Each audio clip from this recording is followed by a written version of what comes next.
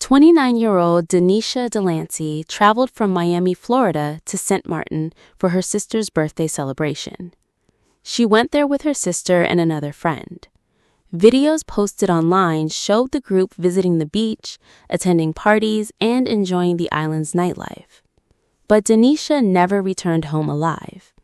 During the early morning hours of March 2, 2026, Denisha was killed alongside a Trinidadian businessman named Quincy Damon Sylvester.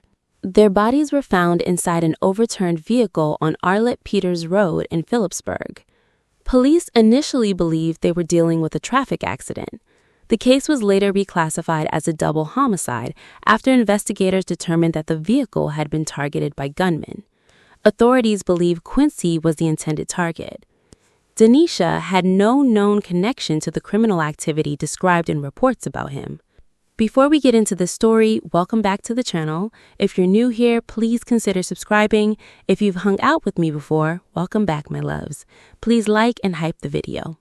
Some details in this case come from local news reports and have not been proven in court. Allegations concerning criminal activity should be treated as allegations unless confirmed by authorities or established through the legal process. This is the tragic story of Denisha Delancy. Denisha was a 29-year-old woman from Miami. In early 2026, she traveled to Sint Maarten with her sister and a friend for a birthday trip. Sint Maarten is the Dutch side of an island shared with the French territory of Sint Maarten.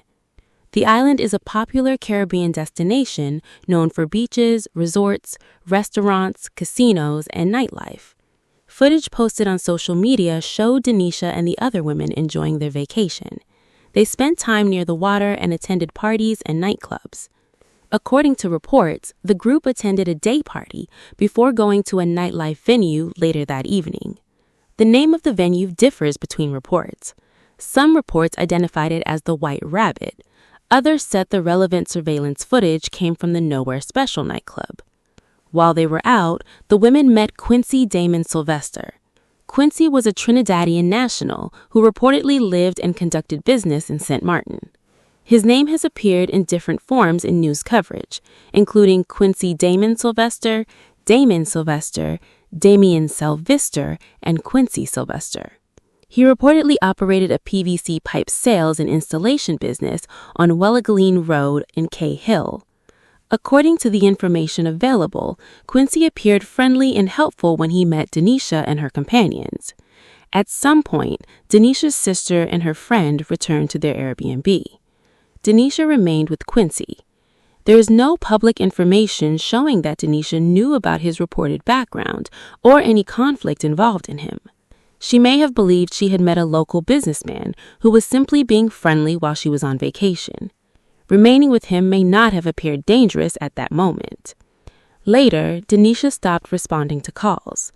Her sister and friend reportedly became concerned when they could not reach her. Early Monday morning on March 2nd, police were called to Arlet Peters Road in Philipsburg. The road is also known as Old Cake House Road. A vehicle had overturned. Inside the vehicle, officers found a man and a woman who were unresponsive. The man was identified as Quincy. The woman was identified as Denisha. Both were pronounced dead at the scene. Police initially responded as though they were dealing with a serious traffic accident. The police force of Sint Maarten, also known as KPSM, examined the vehicle and the scene. Investigators determined that the deaths had not resulted from an ordinary crash. Quincy and Denisha had been shot. Police reclassified the incident as a double homicide. Investigators believe gunmen ambushed the vehicle as Quincy and Denisha traveled along Arlet Peters Road. The shooting reportedly caused the vehicle's overturn.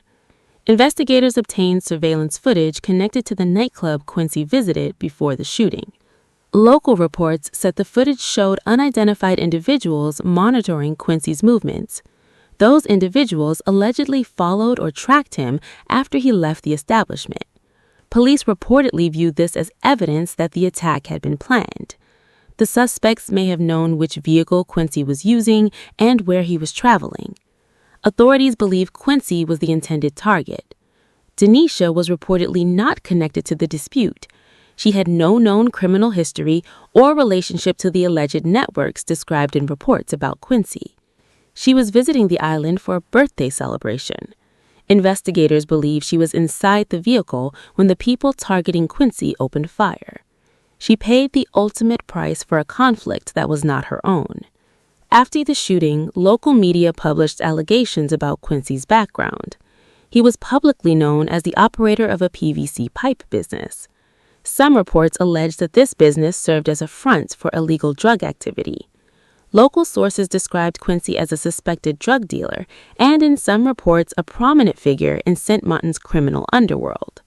Those descriptions remain allegations unless supported by official findings or proven in court. Reports also claim that Quincy had connections to wider criminal networks in the region. One source linked him to networks associated with another violent incident involving a person identified as Plumpy Boss. The exact nature of that alleged connection has not been established publicly. There was also a claim that Quincy had ties to law enforcement. The available information does not clearly explain the nature of those alleged ties. What appears to be central to the police investigation is the belief that Quincy was deliberately followed and targeted. The attack did not appear to be a random act against tourists. Quincy and Denisha appear to have been killed because she was with Quincy when the gunman attacked. The investigation moved quickly after the shooting. KPSM conducted targeted house searches at several locations across Sint Maarten. Police worked with the prosecutor's office while gathering evidence and identifying possible suspects. On March 4th, 2 days after the double homicide, authorities announced the arrest of a Trinidadian national, identified by the initials HH. HH was taken into custody in connection with the killings. Authorities did not publicly release his full name in the reports provided. They also did not describe the exact evidence allegedly connected him to the case. Police stated that the person believed to be the main suspect remained at large. They were also searching for additional individuals believed to have participated in the attack. Authorities said all the suspects they were pursuing were believed to be from Trinidad. Police expected more arrests as the investigation continued. The available reports suggest investigators were examining whether several people participated in following Quincy, planning the ambush, carrying out the shooting, or helping those involved afterwards. I'm on my way to see my sister, so I thought now would be the perfect time to get on here and say something, because there is just too much victim blaming going on. No matter how y'all try to spin a story, no matter if y'all blaming me, y'all blaming her, whatever, it does not fucking matter. Y'all don't know me and y'all don't know her. And I'm trying to get on here and not curse as much, but y'all really got us fucked up. It doesn't matter however y'all feel, what coulda, shoulda, whatever. It doesn't matter. An innocent life was taken. And that fucking island don't want to do shit about it because they're trying to save face for their tourists. It doesn't fucking matter. We want justice because y'all have an active fucking gang war going on over there between Sint Maarten and Trinidad. Y'all don't want people to fucking know about it. So all the victim blaming needs to stop, because no matter what, we want fucking justice. And I don't even get on here and do shit like this, but y'all got my sister fucked up. And again, I'm trying not to curse, but stop. All we want is justice. For one, I'm not giving y'all the story time, but for one, them fucking people lied to us when we first got there. They told us that it was a car accident. Whole time they fucking knew my sister had got shot. They tried to make it seem like, oh, it was just an accident, whatever. If it was not for our driver, we would not know shit. We learned more from the locals than we did from the police. And still to this day, they're trying to keep us out the loop. They don't want to tell us shit. It was not until this story or whatever got some traction that they wanted to update their news site, call her mom, say, oh, we have this person in custody or whatever. But before that, it was fucking crickets from them. They were so nasty to us. When they told me and my girlfriend, they were so nasty. They had no sympathy, no nothing, no empathy, no nothing. They tell us the news, oh, she's been in an accident, and we, you know, reacting, crying, whatever. And they're looking at us like we're fucking crazy, like, okay, y'all can't sit in here and do this. Y'all got to get the fuck out of my office. That's literally how they treated us, and that's how we felt. We was asking for answers for days. It was not until I went back the next day and asked them, was she shot? Because the fucking driver, our private driver, told us that. He told us everything. Everything we already knew before we got there what was up, but they did not want to tell us nothing. They wanted to lie and say it was a car accident to save fucking face for those tourists, because they did not want it to get out that an American innocent female had been murdered. All we want is justice for my sister. I don't give a fuck how y'all feel. I don't give a fuck how y'all want to turn a narrative on her and say that she could have did this, should have did this. It doesn't fucking matter. She was innocent and did not deserve that shit.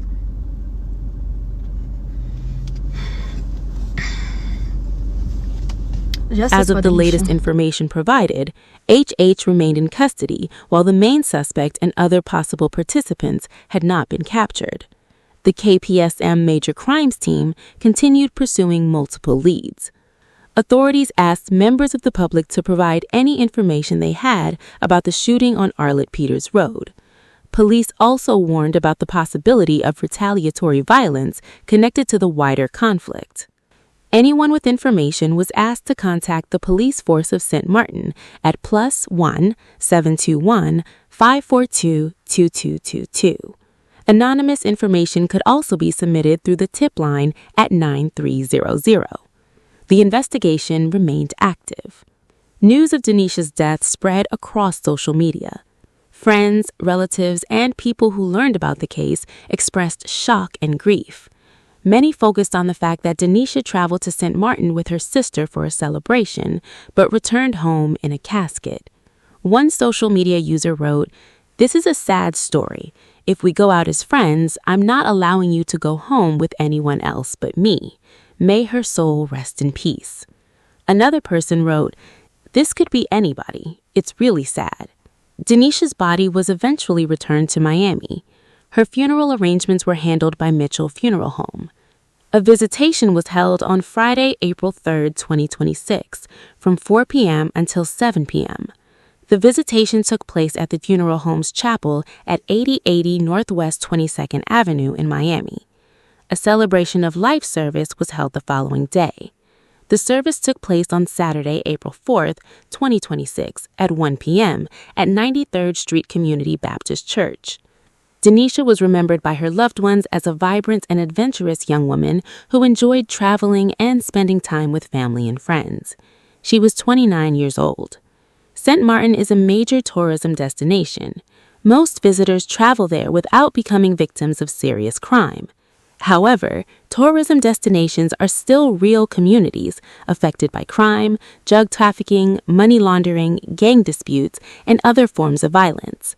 A destination can have luxury resorts, beaches, clubs, and restaurants, while criminal networks operate in other parts of the same area.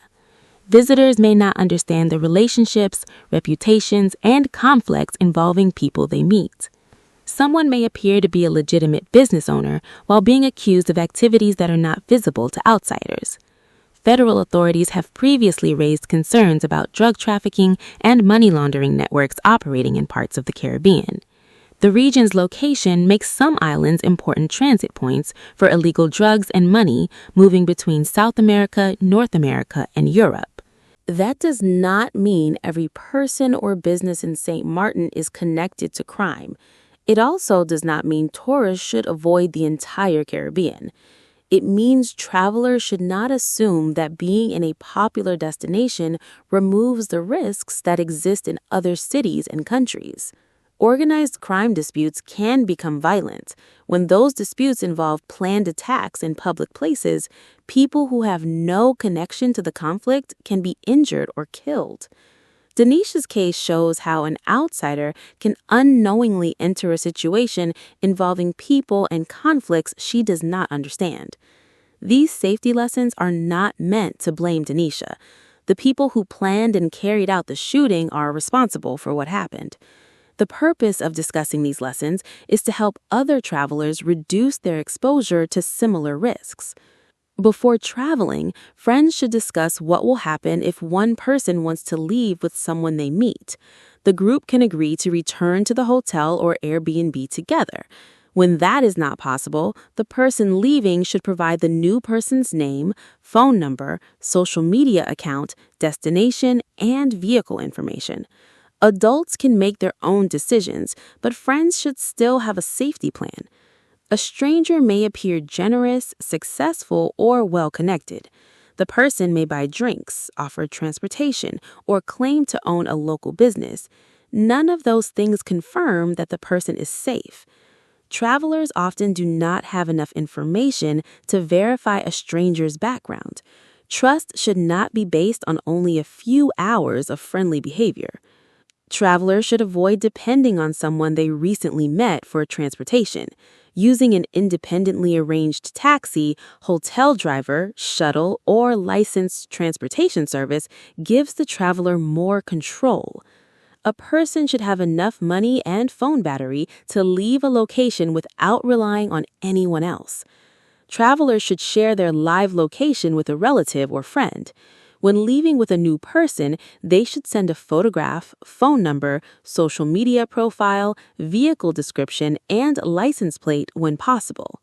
That information can help friends locate them or help police begin an investigation if communication suddenly stops. Friends can agree to check in at set times. Missing a check-in should lead to immediate calls and location checks. If the person cannot be reached and the circumstances appear unusual, the group should contact local authorities instead of waiting for several hours. A phone provides access to transportation, directions, emergency services, and location sharing. Travelers should carry a portable charger and save local emergency numbers before going out. International phone service should also be arranged before the trip. Travelers should notice whether the person they are with appears nervous, repeatedly looks behind them, changes routes, receives threatening calls, or seems to be watching nearby vehicles. They should also notice whether the same person or vehicle appears at several locations. These behaviors do not prove that an attack is being planned, but they can be reasons to leave and return to a secure location. Meeting a new person in a public establishment is safer than traveling to a private home or isolated location.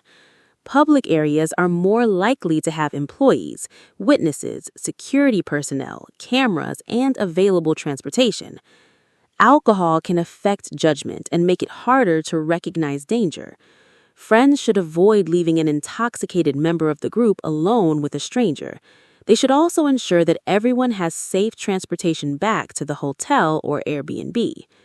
Travelers should review official advisories before leaving home. They should research neighborhoods, transportation services, local emergency numbers, and any areas visitors are advised to avoid. Tourist attractions should not be the only information reviewed before a trip. A traveler does not need proof that someone is dangerous before deciding to leave. Feeling uncomfortable is enough reason to return to the group, call transportation, speak to security, or move to a populated area. Safety should take priority over concerns about appearing rude. It's easy to review a case after the outcome is known and identify decisions that might have reduced the risk. Denisha did not know she was allegedly with someone being monitored by armed men. She did not know that police would later describe the shooting as a targeted ambush. Most people who meet someone while on vacation are not murdered. Discussing precautions does not change who is responsible. The responsibility belongs to the people who allegedly followed Quincy, attacked the vehicle, and killed both occupants. Denisha's decision to stay out did not cause the shooting. The arrest of A.H. was an early development in the case. However, police said the alleged main suspect remained at large. Other possible participants were also being pursued. Investigators must determine who monitored Quincy, who planned the shooting, who opened fire, and whether anyone helped the suspects afterward. The case may involve evidence and suspects connected to more than one country. That can make an investigation more complicated. Denisha's family is still waiting for everyone responsible to be identified and held accountable. Denisha Delancy traveled to Sint Maarten with her sister and a friend for a birthday celebration. She met Quincy Sylvester during a night out. Hours later, both were found dead inside an overturned vehicle. Police believed Quincy was targeted in a coordinated attack. Reports allege that he had connections to criminal activity, but those claims have not been proven in court. Denisha had no known involvement in those activities. She appears to have been an unintended victim of an attack directed at someone else. Her death should not be treated as a minor part of a story about organized crime. She was a 29-year-old woman whose vacation ended because armed individuals allegedly chose to attack a vehicle without concern for the innocent person inside it. Her family deserves answers. They deserve to see everyone involved brought to justice. Let me know what you think about this case in the comments. Should friends make a firm agreement to leave together when traveling, or are location sharing and regular check-ins a more realistic approach? Please keep the conversation respectful. Denisha is not responsible for the actions of the people who carried out this attack. If you found this video informative, please like, comment, and subscribe. If you have not used your 3 hypes for the week, please hype the video so Denisha's story can reach more people. Spread love out here, because hate cannot drive out hate. Only love can do that. I'm out.